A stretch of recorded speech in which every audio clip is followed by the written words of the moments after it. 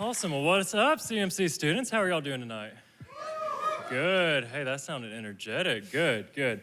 Well, if you are new here with us tonight, we're walking through a series called What's Your Story, where we're interviewing different students about their testimony, about what their life was like before Christ, when they met Christ, and then their life after Christ. And so tonight I have with me Mr. James. Hey, guys. Rivenbark. Yes. And then next week we will conclude this series with Kaylee Roberts. Where are you at? There you are. I see you. Yes. Awesome. Well, we'll go ahead and jump right in. So, James, tell me a little bit about your childhood and your family upbringing.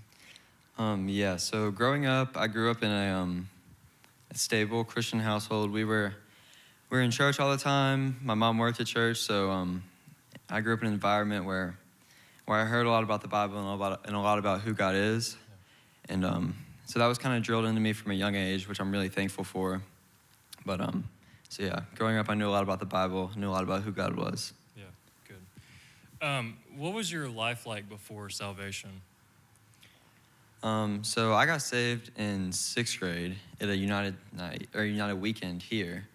But before salvation, I was pretty young, so I don't remember it that well. I wish I remembered it better. But I would say the biggest thing for me, and I still struggle with this today, but it was I was constantly exhausting myself, trying to do the right thing, but for the wrong reason, trying to serve the wrong people, and find my peace and my satisfaction in the wrong things.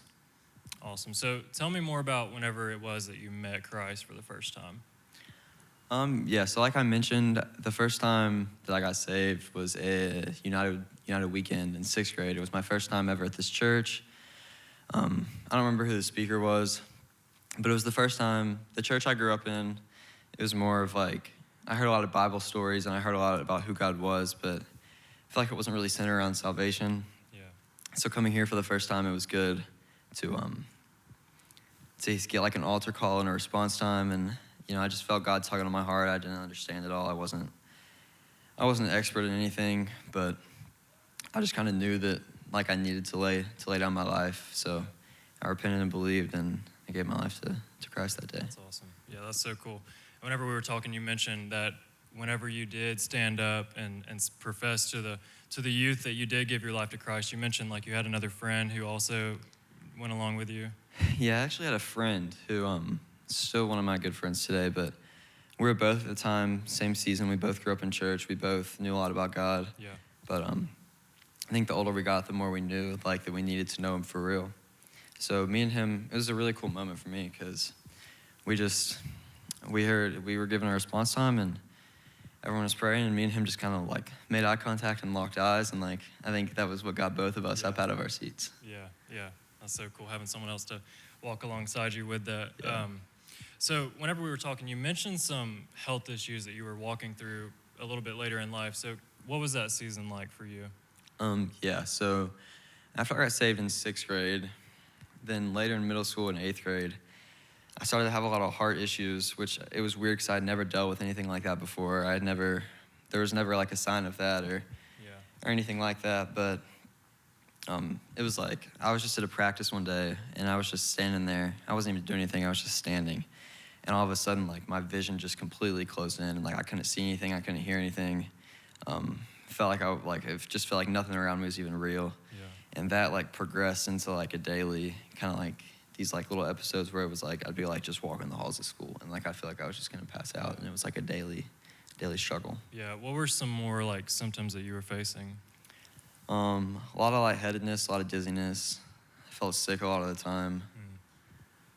Do you remember, I don't know the name, you might not either, but the name of what it was that the doctors thought you might have? At first they thought it was a thing called POTS, which is postural orthostatic something. Yep. Whatever the S and the T stand for. Yep, cool. Brad, do you know what he's talking about? Yep. All right, cool. So after you got saved in 6th grade, what was your life like after the first few years of salvation? I would say after I got saved, so I kind of stopped coming to church. I didn't have that community around me of believers to walk with. So my life after I got saved was pretty stagnant. It wasn't, I wasn't growing in my faith. I wasn't taking my faith seriously. So that was that was a tough time for me to have to walk through, knowing that like, because like I knew deep down that like everything that I was running to in the world wasn't going to satisfy. Because like I had met Jesus and I knew Jesus, but I just kept running back to those things. So I wasn't taking my faith seriously. I wasn't in the Word. I wasn't praying. I wasn't around a community of believers. So not a good time. Yes. And what else really led to you straying away from church?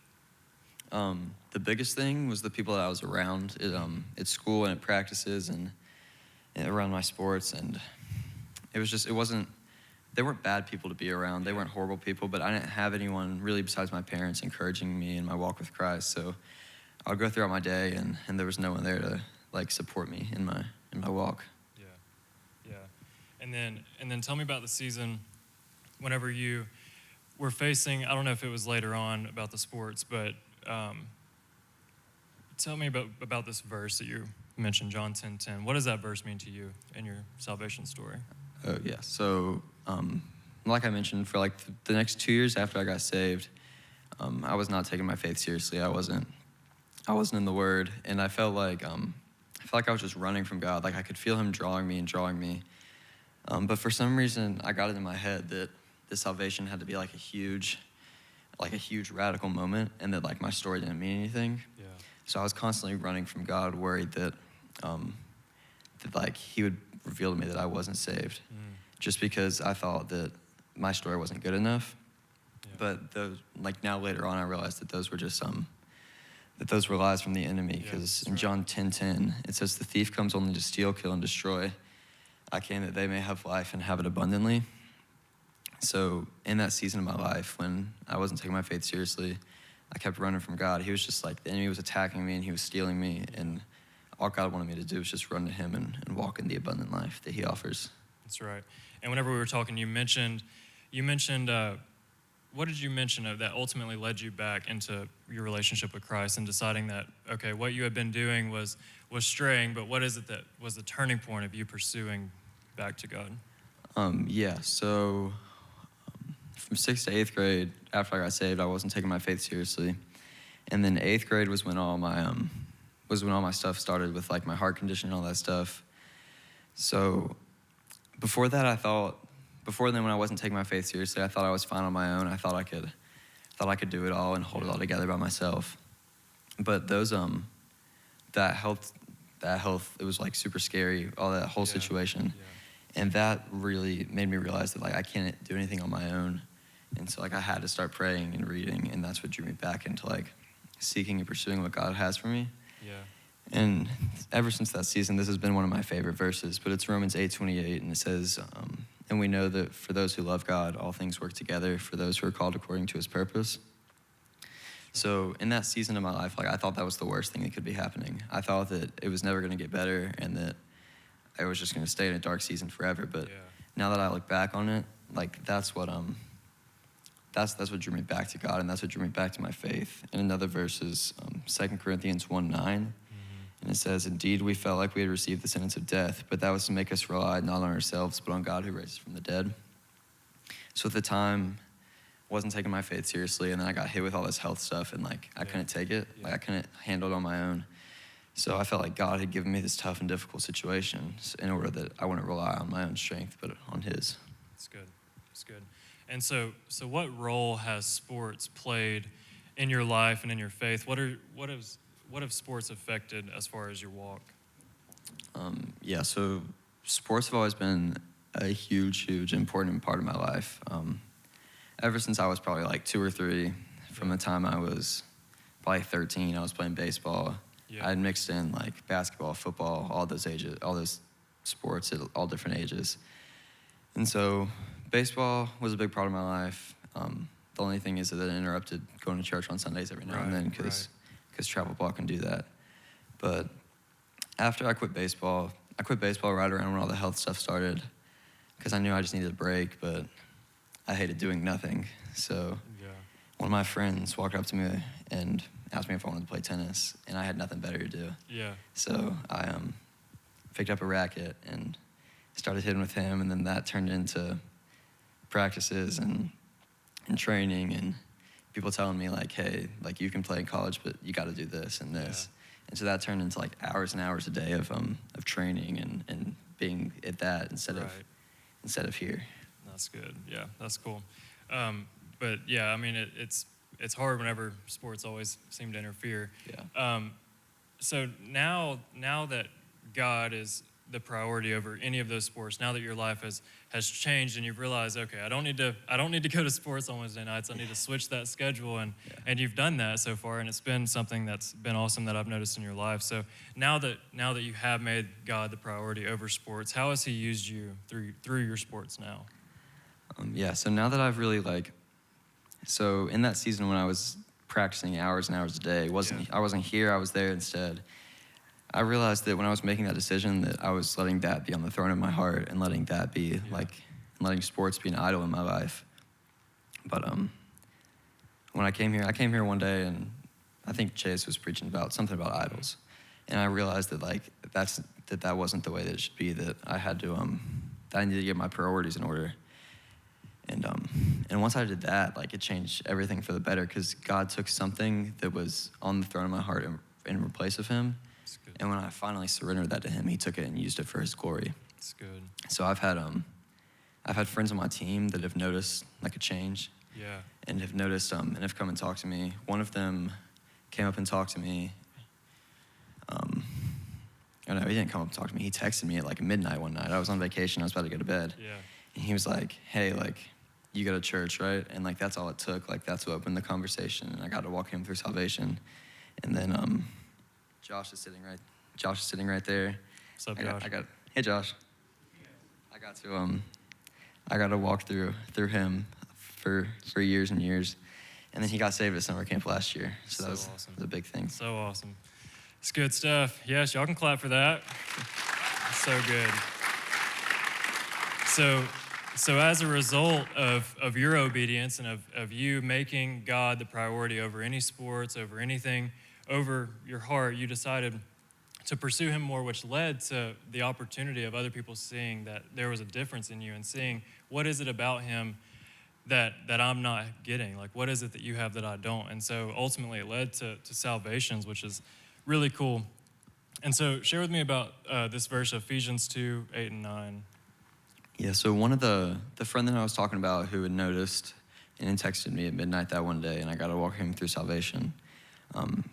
Me and him both struggle with it still to this day about trying to earn our way to salvation and work our way, because I got saved at such a young age and I didn't understand it all at such a young age. And so learning that surrender, and that it's not on us, but it's on what He's done, has been huge for me. That's good. And Ephesians 2, 8 through 9 says, "For it is by grace you have been saved through faith. And this is not of your own doing. It is by the grace of God, not a result of works, so that no one would boast." And I think it's good for me, because oftentimes I'm sure people can relate to this, but I want to try to do everything on my own, and I want to try to be good enough in my own power. But we can't. We got to rely on God and His grace. It's good. It's good. So tell me about how the past few years of dealing with that sickness has impacted your walk with God now. So ultimately, having that sickness and having that heart condition, and that being what has led me back to my faith, has been huge in my walk with Christ, because it's led me to learn how to rely on Him, how to walk with Him, how to be obedient, how to be in the Word, to be disciplined. And one of the biggest things for me has been learning discernment and how to know what's from God and what isn't. Yeah, it's tough. So, but I think the only way that we can do that is when we're in the Word and we're praying. Absolutely. That's exactly right. So how many of you went to summer camp with us at the beach? Raise your hand. Whenever we took the beach. Yeah, wow, a lot of y'all. So do y'all remember whenever we went and did the evangelism on the beach? Y'all remember that? Went different places. Yep. So James mentioned how sharing with strangers is a lot harder than just sharing with his friends. So tell us more about that. Yeah, so I would say that summer camp is the first time that I've ever walked up to a stranger and tried to talk to them about Jesus. And it's still a struggle for me. I rarely do it, but I try not to miss any opportunity that I get. But I've learned that when you're with your friends and you know that you have a space where you're not going to get rejected, it's a lot easier to be open and vulnerable with people about your faith. Yeah. And it's on Sunday in youth, we heard like not waste a why. Like it's easier because the people that you're around every day are obviously going to notice a difference in you when you act out and live out your faith. So it's just more open doors and opportunities. So good. So how has having this church community impacted your walk with Christ? So I started coming here consistently probably my freshman year, so I've been here for 2 years. Yeah. And having my small group and the people that I can walk alongside with has been huge for me because before that, like I kept every struggle that I had, everything that I was going through, like I kept it all inside, and I didn't open up to anyone. But coming here and listening to people that I'm close with that go through the exact same thing as me every day, and maybe have a similar story to me, it's been super encouraging to be open and vulnerable. It's good, so good. I know me and you both have a very similar story, and we're both shy and introverted, and we don't like this kind of stuff. But what are some of like the biggest takeaways that you want the students to know tonight? So I would say I have 2 big takeaways from my story and what I've walked through. And the first one has been a huge thing for me that I've learned through all my health struggles is to not count out what God can do in tough situations in life. Yeah. Because no matter what you go through, you may be walking through something that you think is like the worst possible situation, which that's what it was for me. But God can take that pain, and he can take whatever you're going through, and he has a purpose for it, and he's going to turn it for good. That's exactly right. So good. And so for tonight, James, I would love it if you would lead however you feel the Holy Spirit leading you in this moment to close out, however it is that you want to close, and share whatever else you want to share, get off your heart, whatever verses you have, anything that you want to share. I'd love for you to do that, and then pray us into group. Sweet, yeah. So before I pray into group, the only thing that I want to say is I've struggled with this for so long, and I've heard people in my group struggle with this. It's a pretty common thing, but like doubt and thinking that your testimony isn't powerful is one of the things that the enemy is going to use the most. Right. To attack us in our faith and to make us feel weak and helpless. But when like whether or not you're a believer in the room, I just encourage, like, if you feel God drawing and like you feel that doubt stirring in you, like press into it, because even though like he might not be calling you to get saved, he might just be calling you to, like, if you're already a believer, he might just be calling you to whatever, I don't know, to whatever he wants to tell you. But I ran for like 2 years. I just ran from God, and I didn't want anything to do with it. So I would just encourage that whether or not you're a believer, if you feel like your heart beating out of your chest or you feel something stirring like within your soul, to just don't run from it. But even if you don't know what it is, you don't have to understand it. Just press into it. Yeah, surrender it all. That's exactly right. So good. And then Romans 10:9 and 10, did that verse impact you at all, or is that something that you just would like to share with the students? Yeah, so in a time, like through my walk with faith, I've doubted my salvation, I've doubted my faith, I've doubted God. But Romans 10:9 through 10 has been like a huge comfort for me. And it says, because if you confess with your mouth that Jesus is Lord and believe in your heart that God raised him from the dead, you will be saved. For with the heart one believes and is justified, and with the mouth one confesses and is saved. So I feel like a lot of times we in our minds, we try to overcomplicate what salvation is and what it means. Right. Like if you're in the room and you have a huge radical testimony, that's amazing and that's powerful. But if you're sitting here and you're confused and maybe you don't understand the gospel yet, like that's okay. Like it doesn't have to be anything huge. It can be simple. Yeah. All you just have to do is repent and believe. That's exactly right. Yeah, I got to basically live out the same thing you're talking about, because I have a testimony that I don't see as super powerful, so to say, but whenever we went to Nepal, I was able to share my testimony with people who have no clue about who Jesus is, and being able to see them kind of understand, like, oh, so this is what it means to follow Jesus. And so even for me, someone who has a similar testimony and story, I was still able to see that lived out by sharing with strangers and sharing with people. Yeah. So it's really cool. But if there's nothing else, James, I would love for you to pray us into group and let everybody go and talk about it. Yeah, yes, sir. Dear God, I thank you for this opportunity for us to gather today, and Lord, just to fellowship with each other. God, I thank you for the opportunity for me to speak and to share my testimony. And God, I thank you for the power that our testimonies have. Lord, would we never forget that. Lord, would we just live spirit-led lives that we trust wherever you take us, Lord, that we know that God, if there's someone in the room struggling right now and someone going through something that they don't think is redeemable, that they don't think that you can use for good, Lord, would you reveal to them, Lord, how good you truly are, and would you draw them closer to yourself and to your goodness and your mercy and your grace, Lord. And I pray that for anyone doubting in the room, saved or not saved, Lord, that they wouldn't run from that like I did, but Lord, that they would press in and they would be open and vulnerable and with you and with others and seek to know you more and grow in their relationship with you. And God, I thank you for this day and thank you for this time. And it's in Jesus' name I pray. Amen.